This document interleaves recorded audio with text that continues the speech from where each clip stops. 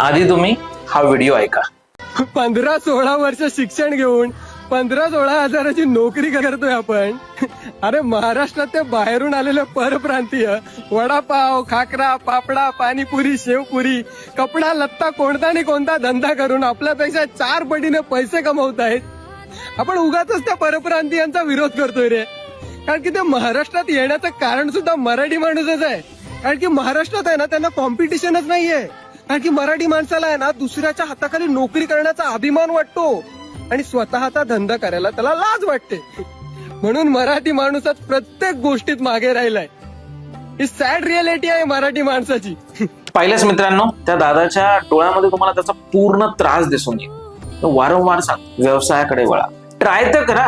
तुम्हाला स्कूटी, गाडी, कार जे काही चालवता येतं, सुरुवातीला तर तुम्हाला चालवता आलं का? नाही ना. त्याला हातात घेतल्याशिवाय, ट्राय केल्याशिवाय काहीच जमत नाही. तसंच व्यवसायाचं पण आहे. त्यामुळे व्यवसायाकडे वळा. जरी तुम्हाला भांडवल नसेल तर ऑनलाईन कामाकडे शिका, स्किल्स वरती काम करा. Digital marketing, graphic designing, video editing हे सगळे स्किल्स शिका. याच्यातनं 0 इन्व्हेस्टमेंटमध्ये तुम्ही व्यवसाय उभा करू शकता.